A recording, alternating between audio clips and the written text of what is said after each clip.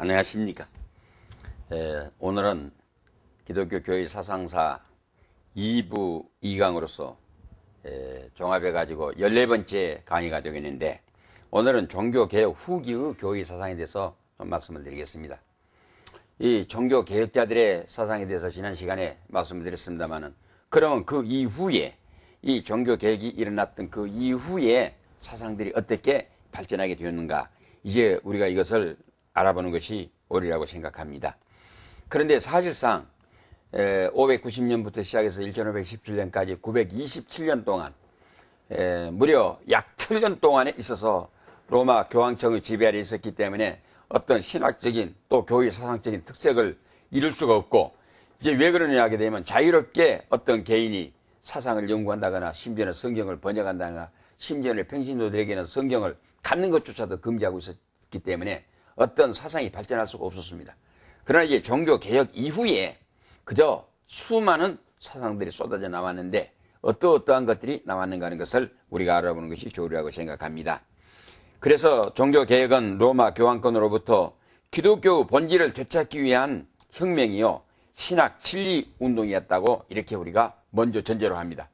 다시 말씀드리면, 누누이 말씀드립니다만은, 로마 캐톨릭에서 말씀한 대로 이 프로테스탄티즘이라고 하는 이 개혁주의 운동이 새로운 것의 등장, 즉 new things appearance, 새로운 하나의 새 것의 등장이 아니라 우리의 리뉴얼입니다.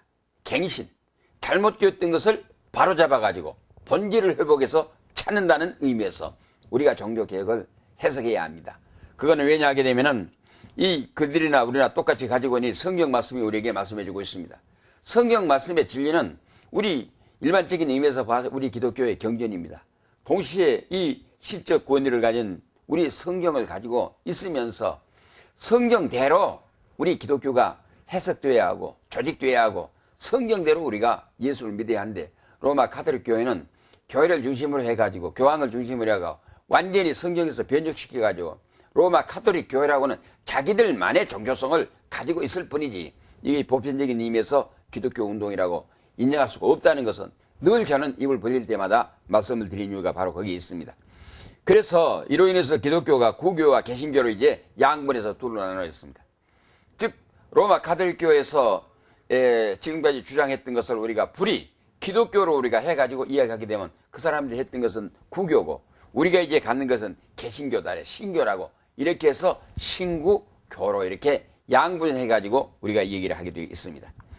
1546년 루터의 이 추종자들이 모여가지고 무엇을 만드는 건 소위 그 일치신조라고 하는 거, 이 포뮬라 오브 이 콘코드라고 하는 걸 만들었는데, 이것이 이제 상당히 그 문제의 파장으로 등장하게 됩니다.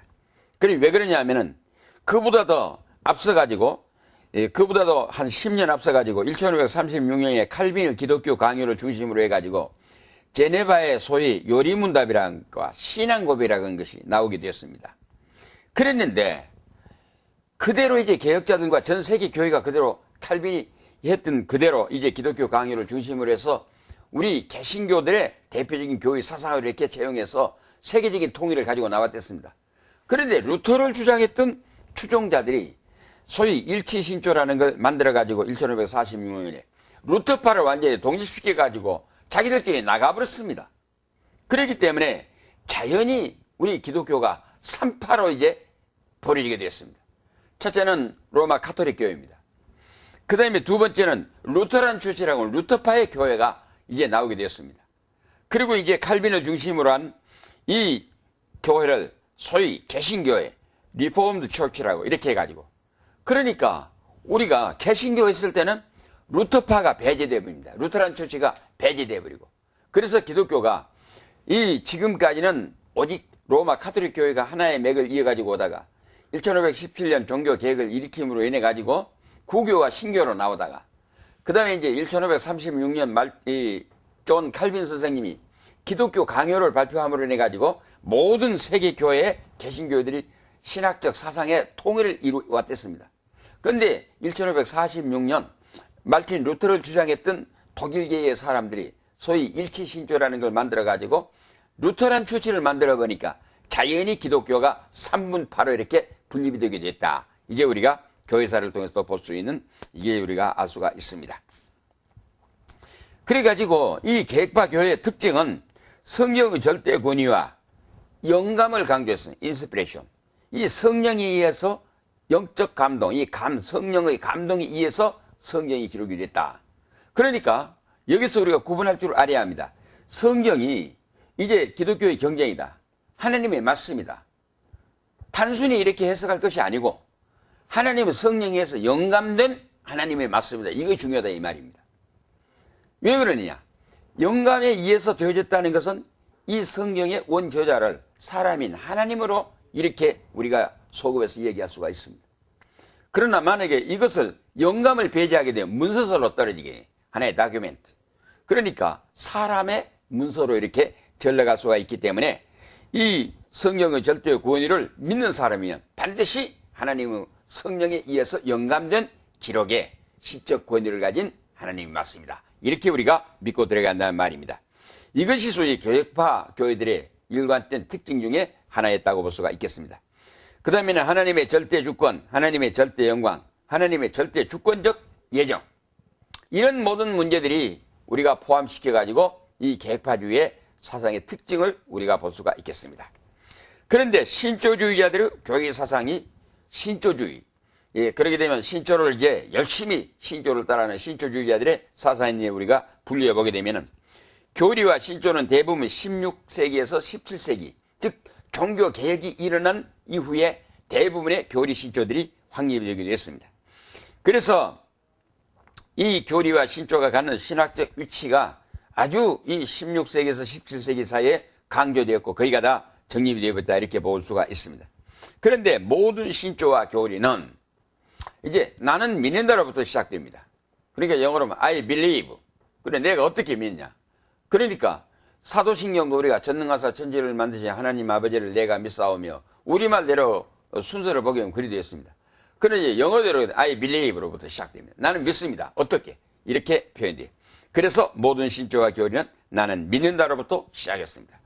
그러나 이 조직신학의 최고 이상은 신조와 교류 고집이 아니라 하나님의 의지를 성취하는 것이며 동시에 세습적 이상주의 사회의 지상 현실이 아닌 소위 그리스도 왕국 건설이라고는 이상을 갖습니다. 이거는 우리가 어디까지든지 하나님의 그 절대 주권이라는 것을 성경에서 그렇게 말씀해 놓고 있고, 그러니까 늘 현대 자유주의 운동자들이 말한 대로 이상적인 기독교 사회주의 국가를 지상에 건설해야 한다. 이상적인 세계 평화를 이루어가지고 전 세계가 손에 손을 마주잡고 지상에 이상적인 기독교 국가를 건설해야 한다. 이상은 현실하고 맞지 않습니다. 지금까지 인류 역사가 시작된 이래 이 인간의 역사가 이루어지는 한은 분쟁과 이 다툼, 이 싸움 끝없이 계속될 수밖에 없습니다. 그러나 성경에서 말씀하고 있는 우리가 믿고 있는 이상은 하나님 나라에 있을 영원한 천당과 영원한 지옥, 거기에서 분명히 분리될 것을, 그래서 우리들은 지상천국론을 배제하고 우리가 영원한 메시아 왕국은 장차 예수 그리스도 재림으로부터 시작되어 갖고 이루어질 것이라고 이렇게 믿고 나간다는 걸 알아야겠습니다. 그래서 이 신조주의자들이 이러한 사상을 가졌는데 그 다음에는 경건주의자들의 교회 사상을 봐야 하겠습니다. 교회에서 경건주의자들이 좋은 힘에서 봤을 때는 참 거룩하고 경건하고 좋습니다. 그러나 이것이 위험을 안고 있습니다. 뭐냐 하게 되면은 우리가 교회사를 쭉 통해서 보게 되면은 지나치게 경건주의를 고집했던 사람들이 소위 기독교 신앙운동을 도덕운동, 윤리운동, 그래 나의 선 행위운동으로 행위 구원이라고는 이런 그 잘못된 오류에 빠지기 쉽다고 하는 걸 우리가 알 수가 있습니다. 그러나 분명히 우리 교회운동은 교회의 신상과 함께 이 성도들의 경건한 신앙이 유지될 걸 전제로 하고 있습니다. 왜 그러느냐? 하나님이 거룩하니 너희도 거룩하라 했습니다. 하나님이 온전하니 너희도 온전하라고 했습니다. 우리가 의로 행하고 우리가 경건해야 할 것은 하나님의 영광이 있기 때문에 바로 이 말입니다. 하나님의 자녀들은 마땅히 하나님의 영광을 위해서 힘써야 하고 충성을 바쳐야 하기 때문에 이러한 이제 신학적 이론이 가능하다는 말이겠습니다. 그러면 이 경건주의자들의 교회 사상이 성경에서 말씀하고 있는 경건의 뜻은 속성을 버리고 성경대로 하나님을 섬기고 하나님의 뜻을 받들어서 행동하라는 의미입니다. 그 이외에는 아무것도 없습니다. 즉 내가 하나님을 아버지로 부르니까 하나님의 명예와 하나님의 영광을 해치는, 더럽히는 이런 행위는 아니해야 한다는 의미에서 경건을 우리가 해석해야 한다는 말이겠습니다. 그런데 이 경건주의라는 말은 루터 사상의 영향을 받은 소위 생활신앙의 방편으로 나타나게 되었습니다. 그러나 오히려 이것이 영국, 독일 교회들의 경건주의로 서로가 나라에 따라서 영국 교회는 영국대로, 독일 교회는 독일 교회대로 약간 이제 우리가 이 사상을 보게 되면 갈려졌다는 것을 우리가 볼 수가 있습니다. 그래서 영국 교회가 청교도 운동을 중심으로 내세운 경건한 지도자로는 청교도 사상을 이끈 존 웨인 또는 철로역정의 저자 존 버년 같은 분들을 들 수가 있습니다.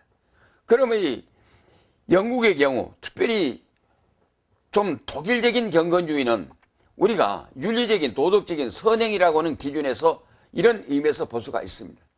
그러나 존 웨인이나 여기에 이 누굽니까 존 버년 같은 분들의 사상을 보게 되면은 이 죄에 대해서 너무도 심각하게, 너무도 지나칠 만큼 죄에 대해서 심각하게 생각하고 하나님의 은혜 구원, 그 다음에 이제 우리가 하나님 안에서 이런 죄의 사유함을 받았으니까 철두철미하게 죄를 물리해서 우리가 경건하게 하나님 앞에 진리대로 순종하여 하나님의 영광을 드러내야 한다는 이런 의미에서 해석되기 때문에 소위 영국의 경건주의는 청교도주의라고 이렇게 얘기를 할 수가 있겠고 독일의 경건주의는 일종의 말하자면 인본주의적인 의미에서 도덕윤리론이 강조되었던 선행으로 이렇게 우리가 분류해서 해석해 볼 수가 있다 하는 이렇게 볼 수가 있겠습니다.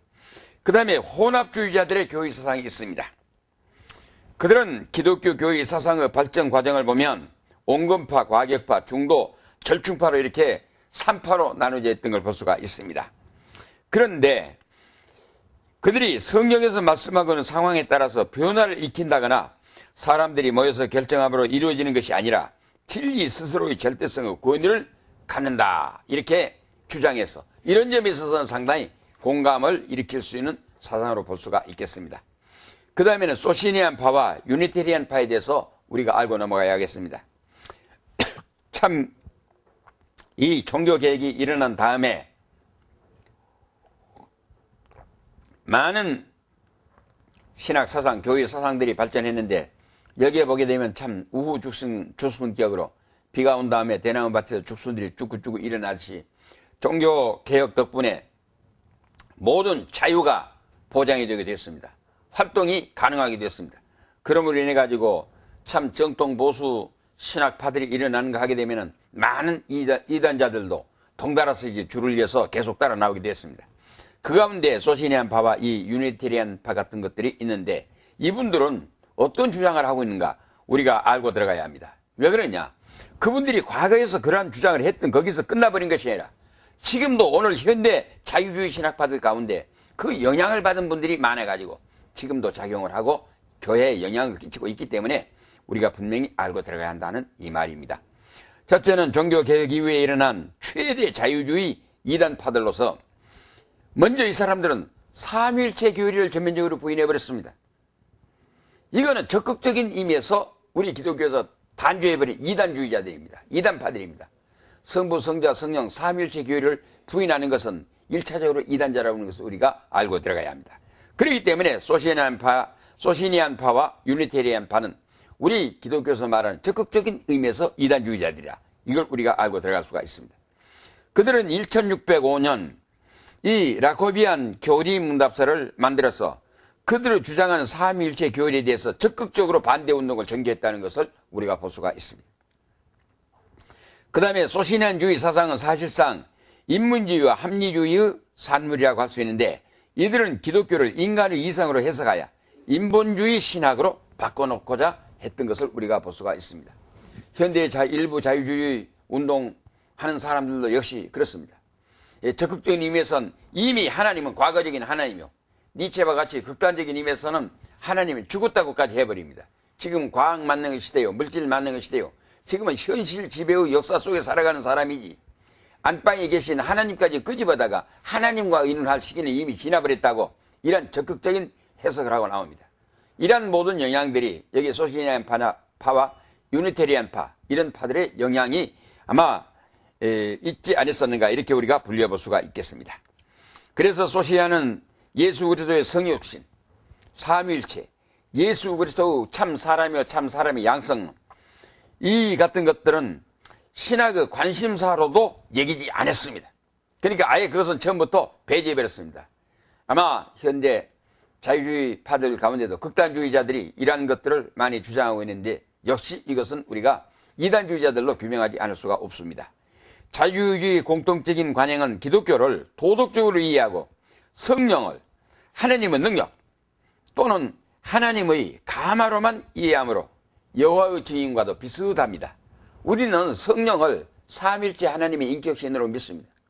그러나 이분들은 예수 그리스도의 정신 또는 예수 그리스도의 사상, 하나님의 능력 이런 범위에서 끝나버리고 인격적인 성령이라는 하나님으로서의 존재를 인정하지 않는 우를 범하고 있다는 걸 우리가 볼 수가 있습니다.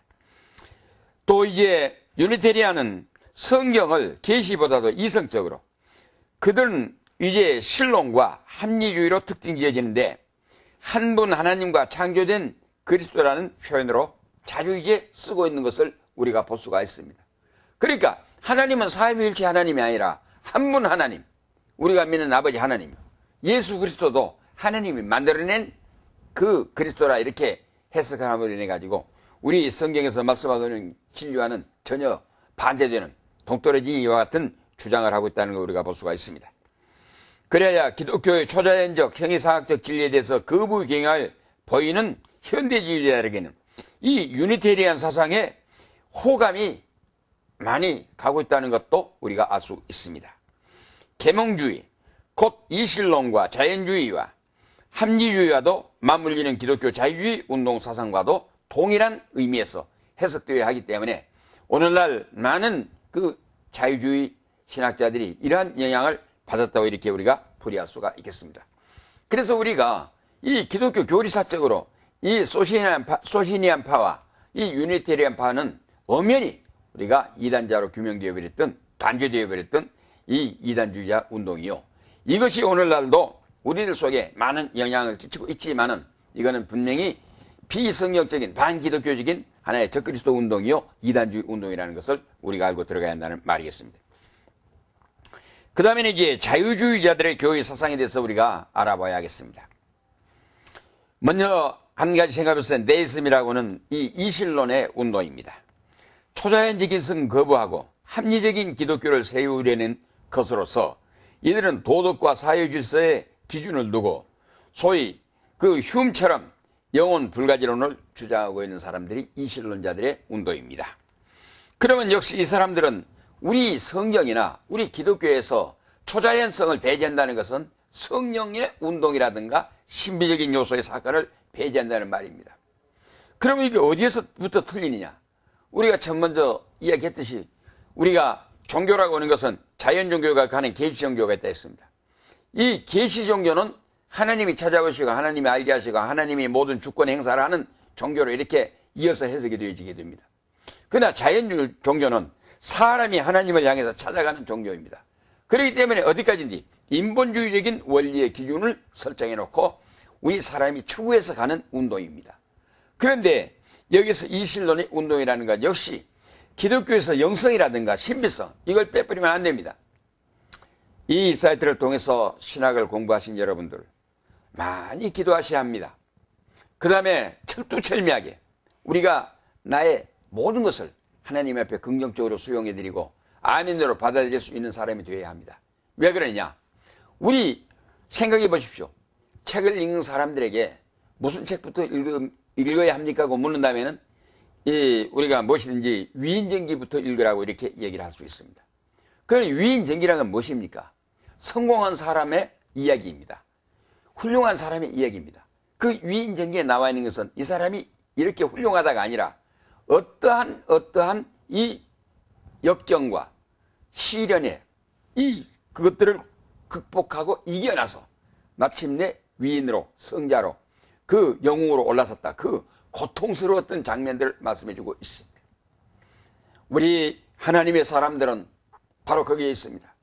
여러분들이 나이가 많고 여러분이 학벌이 작고 환경이 어렵고 돈이 없고 많은 인간의 시달림을 받고 더 많이 받은 사람, 그 사람들을 마치 하나님께서 끄집어내가지고 세상에 지혜롭다는 사람을 부끄럽게 하고 세상에 능력이 있다고 하는 사람보다도 신적 권위의 하나님의 능력으로 가지고 그 사람들을 채워주십니다.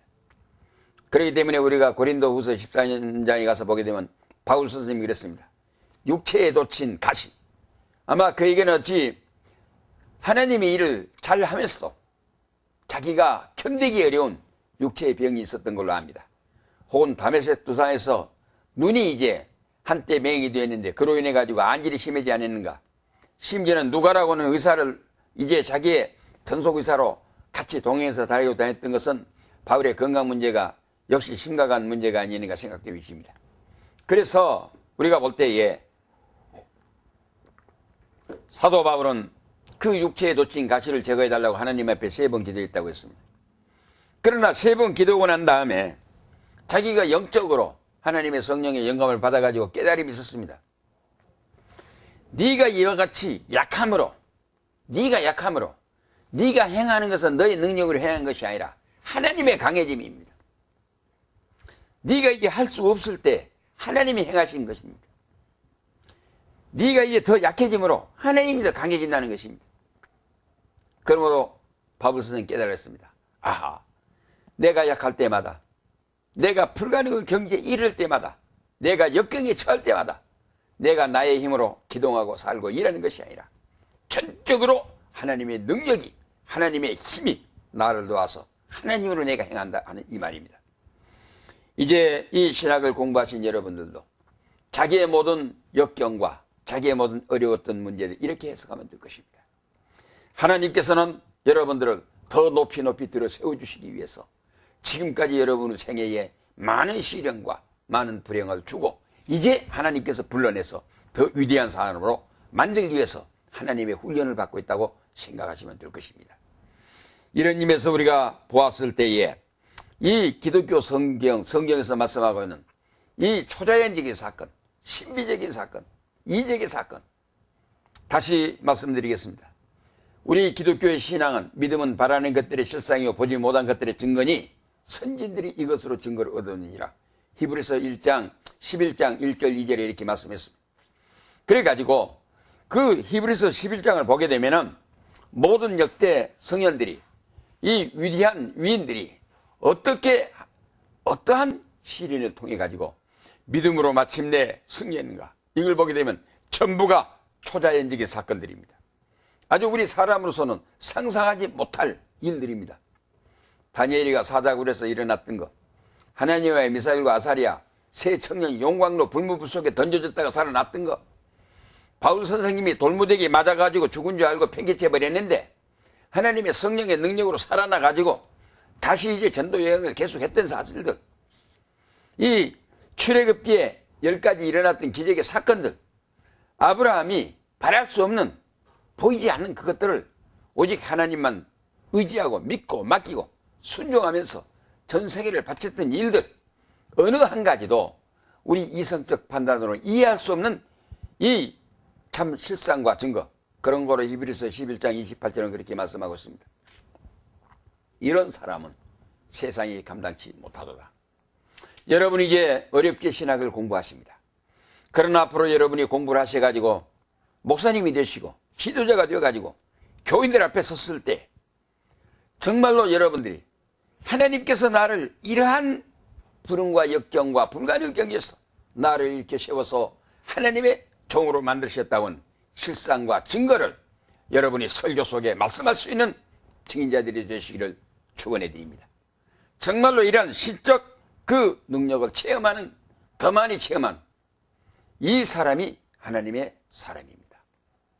우리들은 나의 생애를 통해 가지고 내가 한 것이 아니라 정말로 하나님이 아닌 계셨으면 나는 할 수 없었을 것이라는 확신을 가지고 우리가 사명에 임해야 할 것으로 믿고, 이런 의미에서 하나님께서는 우리들에게 신비적이고 초자연적인, 그래 지금 그랬습니다. 우리가 알아야 합니다. 어떤 부흥사, 어떤 기도원장, 어떤 권사님, 어느 산에 가면 누구가 이적을 베푼다가 아닙니다. 마가복음 16장 10절에 이렇게 말씀하죠. 누구든지 믿는 자들에게는 이 같은 표적이 따르리니. 기독교 신비의 이 경험은 어느 누구의 구경해서 보는 것이 아니라 내가 몸소 가지고 내가 몸소 체험하고 내가 몸소 시행할 것을 말씀해 주신 뜻인 것입니다. 믿는 자들에게는 이 같은 표적이 따르니. 귀신을 여기서 쫓아내고 병든 자를 기도해서 일으키고 독사의 독을 마실지라도 해를 입지 아니하고 얼마든지 많은 초자연적인 신비적인 사건이 있을 것을 우리가 알고 믿어야 한다 이 말입니다. 이런데 이 신론자들은 이 교회의 신비적인 사건들을 완전히 배제해버립니다. 그런데 우리는 여기에서 반항해가지고 반대해가지고 현대 이 바른 신학 운동자들, 바른 신학 사상을 신앙사상을 가진 사람들은 무엇을 기준으로 전제로 해? 영성입니다. 소위 스피리추얼리티, 영성. 영성이라는 신비성입니다. 계시 종교에는 신비성이 원리여 전제가 돼야 한다 이 말입니다. 그러면 여러분들은 내가 생각하는 내가 아니라 하나님의 능력을 받은 내가 되었을 때 하나님의 그 성령이한 영성을 가지고 목회사에게 임의한다. 그래서 우리는 많이 기도해야 하고 늘 하나님 앞에 꿇 엎드려야 하고 늘 더 많이 명상해야 하고 더 많이 우리가 이 성경 속 말씀을 연구하면서 하나님의 깊은 진리의 경지에 들어가야 한다는 이유가 거기에 있는 것입니다. 그 다음에 내추럴리즘입니다. 자연주의입니다. 이 프랑스의 자연주의는 보통 계명주의 운동의 한 부분으로 우리가 사상사에서 자유주의를 형성했다고 이렇게 이야기를 할 수가 있는데 여기에는 대개 루소 같은 사람의 루소의 그 자연주의적 이상론이 이르러서 철저한 자유주의 종교를 이 자유주의 운동이 일어나게 되는데 이들은 종교를 포기하고 이성에 호소해서 어떻게 소위 선신이 있는데 어떻게 많은 악이 존재하는가는 반문으로부터 시작됩니다. 만약에 하나님이 선하시고 착하신 분 같으면 모든 세상을 천지 만물을 다 선하게 좋게 해뿌려야 할 건데 왜 이렇게 악이 많이 존재하고 있는가 이런 그 반론부터 시작했다는 걸 볼 수가 있습니다. 그래서 이 자유주의 파들은 적극적으로 하나님 배제 운동입니다. 그래서 루소가 해놓은 여기 말 하나를 보니까 인간 사회란 본래 어린아이 같은 사회 곧 자연이라는 낙원에서 시작된 것이다 이렇게 했습니다. 그래서 인류의 문제는 문명과 더불어 생긴 것이다. 그러니까 철두철미하게 하나님이 완전히 없는 그 소위 그런 의미에서 인본주의적인 운동. 그래서 우리가 신학적으로 분류할 때는 이것은 우리가 자연주의 운동이라고 이렇게 얘기를 해버립니다. 그 다음에 이제 세 번째는 합리주의에 대한 문제입니다. 고대 교회의 단일신론, 영지주의, 중세의 스콜라주의, 종교개혁기의 소시에난주의 이 모든 것들을 통칭해가지고 우리가 합리주의라고 합니다. 그러나 현대적 의미에서 합리주의라는 것은 아마 실용주의하고도 일맥상통한 의미로 우리가 해석하는 것이 옳지 않은가 이렇게 생각이 되어집니다. 합리주의라는 건 자기의 이상의 뜻에 맞는 것은 맞는 것이고 자기 이상에 맞지 않는 것은 배제하는 것입니다. 바로 이것이 현대판 실용주의는 결국 진리라는 것은 절대 불가변의 진리는 없다. 변하지 않는 진리는 없다 이 말입니다. 진리라고 하는 건 뭐가 진리냐? 나에게 진리를 주면 진리고 나에게 진리를 주지 않는 것은 진리가 아니다 이 말입니다. 그렇기 때문에 실용주의 교회의 성장학파의 논리에 따르게 되면 수단 방법 가리지 않습니다. 어떻게든지 우리가 기술적인 방법을 써가지고 많이 끄집어 모여서 우리 교회 숫자가 많고 교인들이 많고 헌금이 많고 비대해지고 대교회를 이루고 그러면 그것이 성공이고 그것이 하나님의 축복이고 이 교회는 하나님이 계시고 이 운동으로 이야기하게 됩니다. 이거는 잘못되어져 있는 합리주의 그 발상의 논리이요 또 실용주의적인 의미에서 해석할 수밖에 없습니다. 진실로 하나님의 교회는 단 10,000명이 아니라 한 사람일지라도 하나님의 요구에 합당한 사람입니다. 하나님의 뜻을 이루어드리기 위해서 온갖 인간의 시련을 극복하면서 하나님 앞에 매달리고 따라서 순종하는 사람입니다. 엘리야가 그랬고 아브라함이 그랬고 모든 역대 성도 성현들이 다 하나님을 따르기 위해서 세상 것을 등지고 세상 것을 포기하고 세상의 영광을 구하지 않았습니다. 세상의 영광은 하나님의 영광으로 바꿨습니다. 세상을 등지고 하나님을 따라 순종해 나섰던 것입니다. 그러므로 우리가 이런 개혁 종교개혁 후기에 일어났던 많은 이단자들이 있기는 했었지만은 우리가 여기에서 바른 신앙 운동과 바른 신학 운동을 전개해야 한다 하는 의미에서 우리가 과거에 살펴보았습니다. 감사합니다.